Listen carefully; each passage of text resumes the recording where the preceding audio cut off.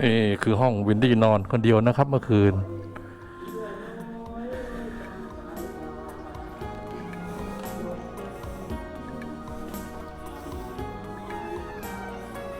มีกินข้าวยังเอาละ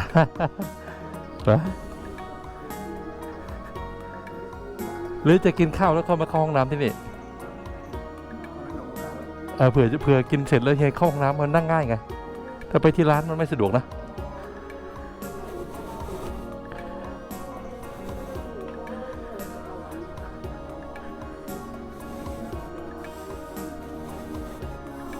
นี่คือห้องนอน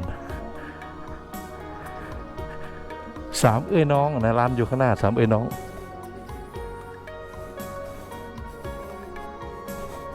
ข้างหลังเป็นเขาสูงนะครับโอ้โห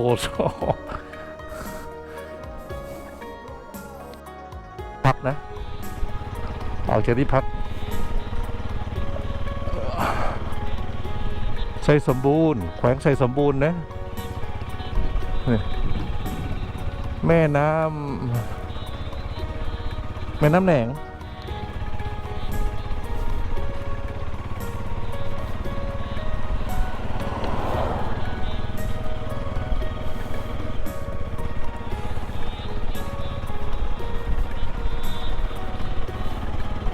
ข้ามแม่น้ำมาก็เป็น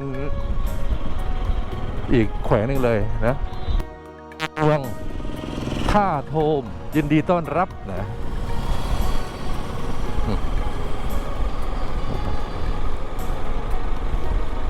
เมืองท่าโทมโอ้วิวสวยฮะวิวสวย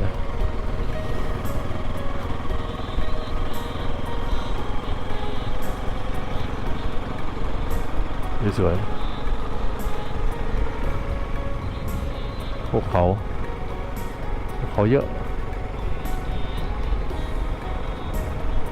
โอ้จะกินอ้อยเด้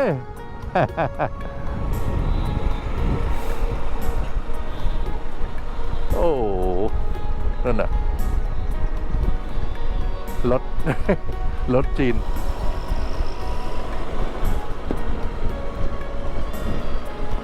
คันเบล่มแล้วเป็นรถโอ้ตลาดเขาก็เยอะอยู่นะรถดูรถเทรลเลอร์โอ้โหมาทีนึงเลยกี่ล้อก็ไม่รู้246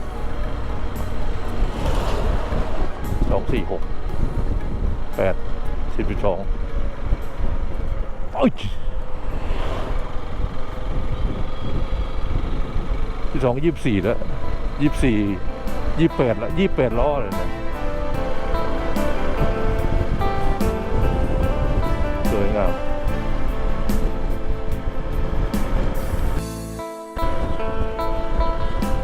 ป่ะ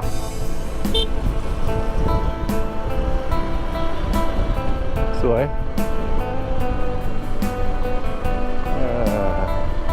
เขาทำเกษตรบนยอดเขา ทำเกษตรที่ลุ่มเนี่ยจิ๊บจ้อยนะขับขวาได้เร็วนะ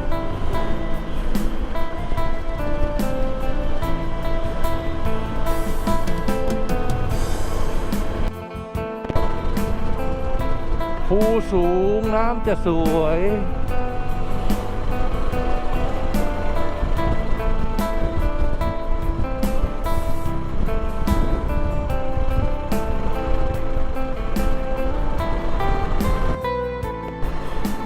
โดนตัดต้นไม้เลยเพื่อทำเกษตรกรรมและต้นไม้ใหญ่เลยเฉพาะเห็นได้เขาก็เอาไม้มาทำประโยชน์นี่แหละ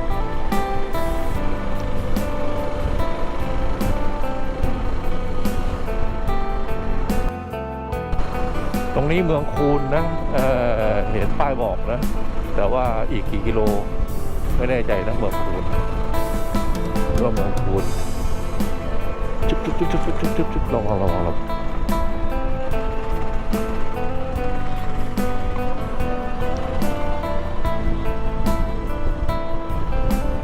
ส่วนคูน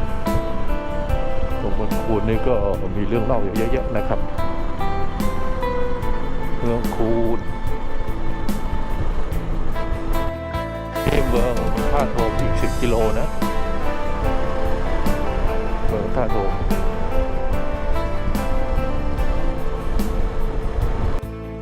สับปะหลังเยอะนะโอ้แล้วก็น้ำมันมาฝานช่างกิโลขาย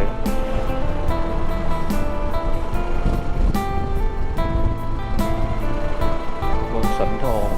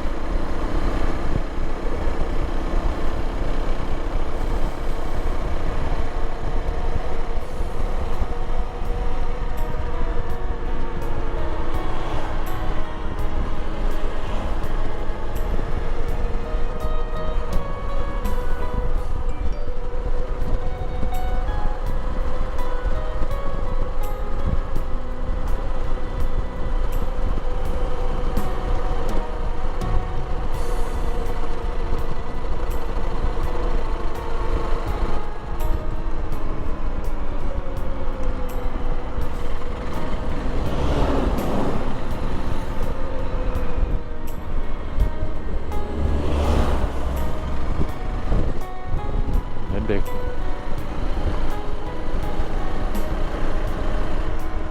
พลสวรรค์อีก128 กิโลพลสวรรค์นะพลสวรรค์ก็เชียงขวางนั่นแหละครับ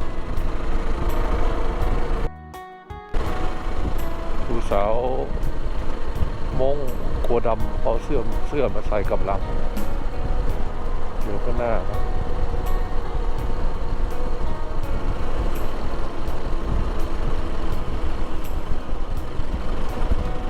จะแซงก็ลำบากถ้าถนนแคบไม่รู้มันเป็นทางโค้งอะไรไม่ควรแซงไม่ได้อันตรายข้างล่างก็ปรับพื้นที่ทำอะไรสักอย่าง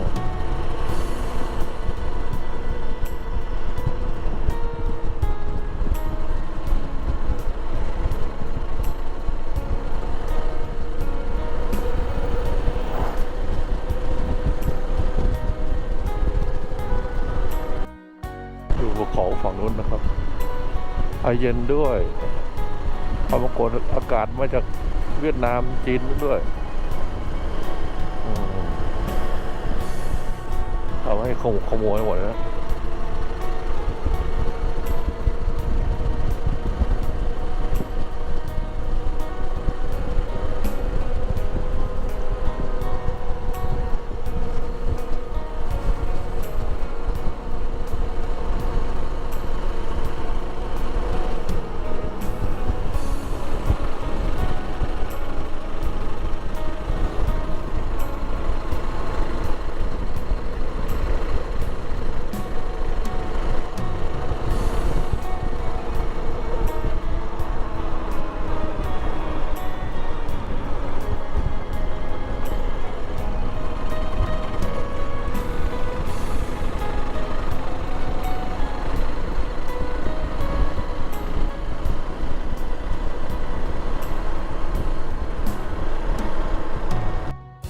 เป็นเมืองกลางหุบเขานะ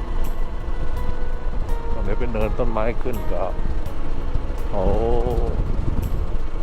ขึ้นไปทำได้เรือนลอยนะก็ต้องเอาไม้มาทำประโยชน์เผาให้มันแห้งตายเลยนะ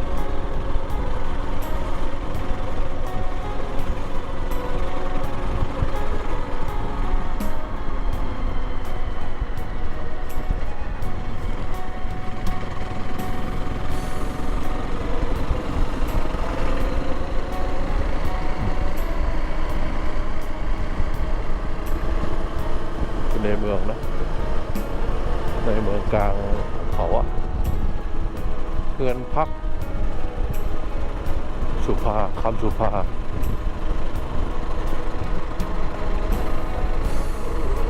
บ้านก็มีบ้านเก่าบ้านโชงใหม่สลับกัน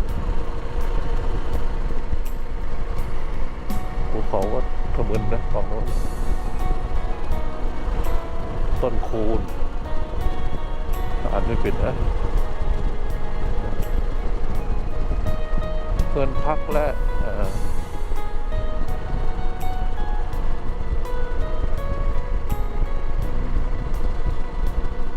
ร้านตัดผมเมืองลาว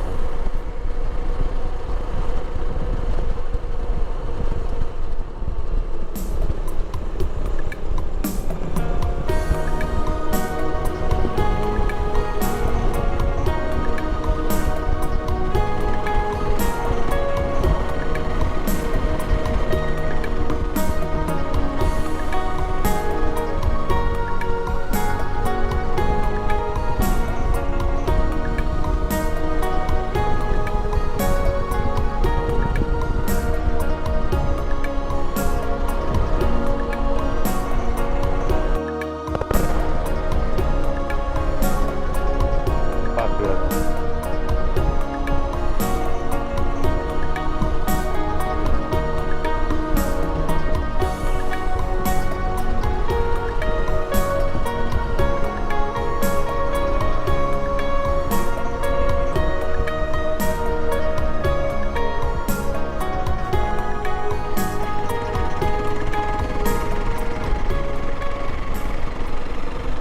โพนสวรรค์ก็น่าดูไม่ทันอีกกี่กิโล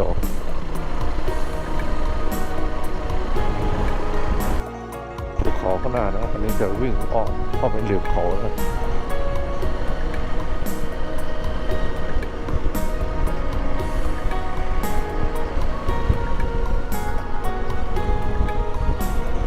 โอ้เห็นพันไม้นะเห็นก้อนหินนะเป็นภูหินนะภูหินปูนนะแปลกมากแล้วจะมีต้นทองกวาวอยู่ข้างหน้าโอ้โหสีส้มสวยเชียวเข้าใจว่าเป็นต้นทองกวาวนะทองกวาวคือต้นจานอีสานนั่นนะใช่จริงๆด้วย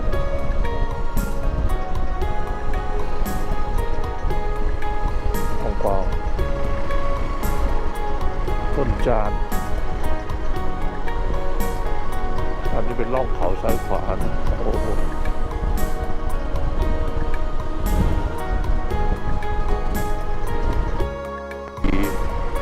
เลระดับนะโอ้โห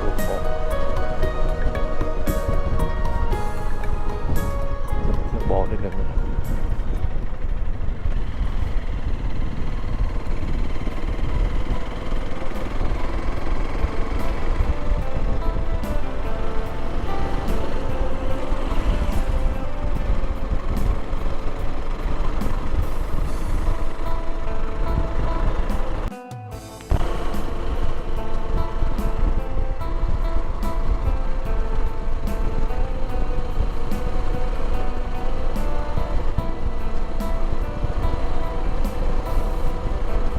ไดเกาหลีนั่นแหละ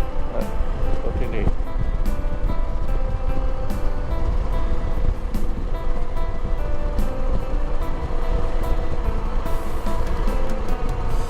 เมืองคูนอีก80 กิโลป้ายบอกตรงนี้มีปั๊มน้ำมันด้วย SVP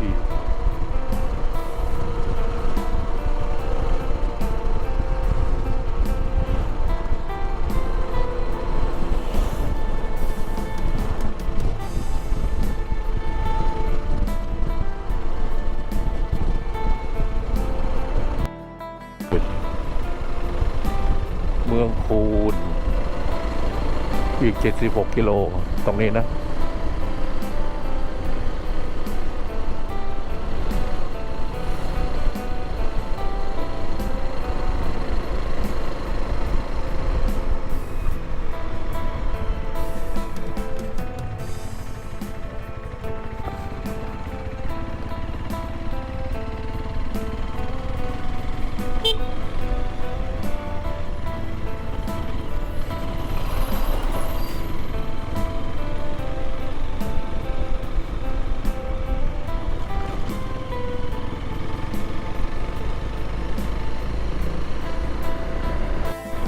ทรงโบราณไม้ป่าแถวเนี้ยหาไม่ยากตัวต้นไม้โค่นต้นไม้ดอก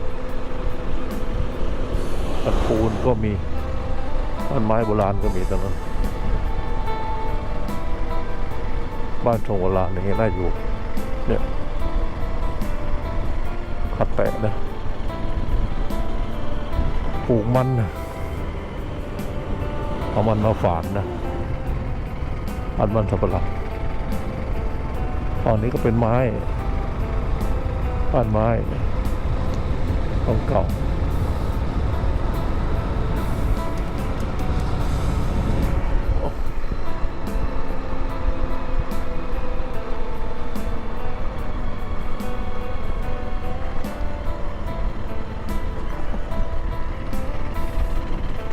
ต้นไม้อยู่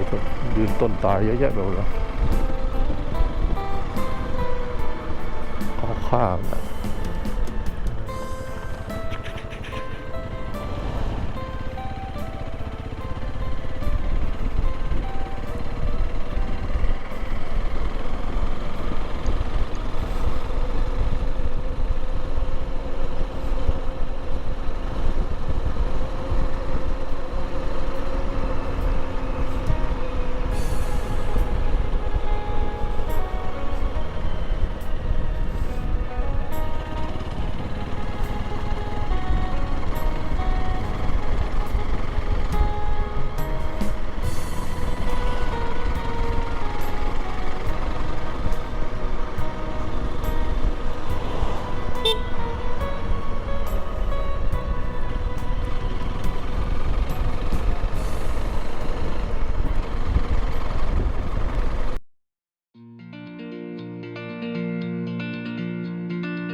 ชมแล้วอย่าลืมกดไลค์หรือกดยกนิ้วโป้งกดแชร์เพื่อแบ่งปันให้เพื่อนๆของท่านนะครับและกด Subscribe หรือติดตามพร้อมกับกดสั่นกระดิ่งเพื่อแจ้งให้ท่านทราบเมื่อวินดี้มีคลิปใหม่ขอบคุณมากครับ